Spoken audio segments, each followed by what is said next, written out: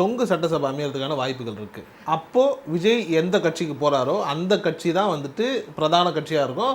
அந்த கட்சியினுடைய முக்கியமான நபர் தான் சிஎம்மாக இருப்பார்ன்ற மாதிரியான ஒரு செய்தி இருக்குது. நேற்று நான் ஜேம்ஸ் வசந்த், உங்கள் கேள்விக்கு ஜேம்ஸ் வசந்தன்லேருந்து ஆரம்பிக்கிறேன். அவரும் கிறிஸ்துவர் தான். நேற்று மார்ஷல் அப்படின்னு ஒரு யூடியூப் சேனலுக்கு அவருக்கு பேட்டி கொடுத்துருந்தாரு. நம்ம நிகழ்ச்சிக்கு வரமேன்னு எல்லா வகையிலையும் ஹோம்ஒர்க் பண்ணேன். அப்போ ஜேம்ஸ் வசந்த் சொல்கிறாரு, அவர் மார்ஷல் கேட்குறாரு, நெறியாளர் கேட்குறாரு, ஏன் சார் உங்களுக்கு விஜய் வரக்கூடாதா சிஎம்மா? இல்லைங்க, டைரெக்டாக யார் வேணாலும் சிஎம்மாக வரலாம், எனக்கு அதில் எந்த குழப்பமும் இல்லை, அது கான்ஸ்டியூஷன் இடம் கொடுத்துருக்கு.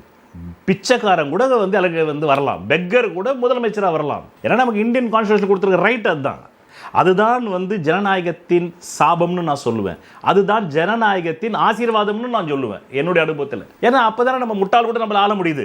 ஜனநாயகத்தினுடைய ஒரு கார்னருக்கு ஒரு நாணயத்து ரெண்டு பக்கம் இருக்கும். அதாவது ஆப்போசிட் சைடு, ஒன்று சாதகமாக தான் ஒன்று பாதகமாக. ஜனநாயகத்தில் சாதகம் என்னவென்றால் பிச்சைக்காரனும் மடையனும் கூட பிரதமராகலாம், பிரதமராகலாம். ஆனால் அதுதான் அவர்களுக்கும் வாய்ப்பு தருவதற்கு ஆசீர்வாதம். ஆனால் மற்ற 100% மக்களுக்கு அது சாபமா இல்லையா? அவங்க உட்காந்துட்டு அங்கே என்ன பண்ணுவான்?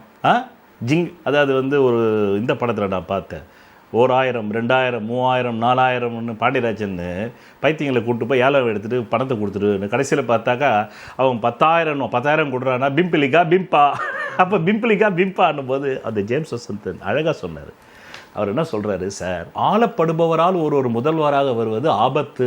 விஜய் ஆளப்படுபவர், அவராக சுய முடிவு எடுக்கவில்லை.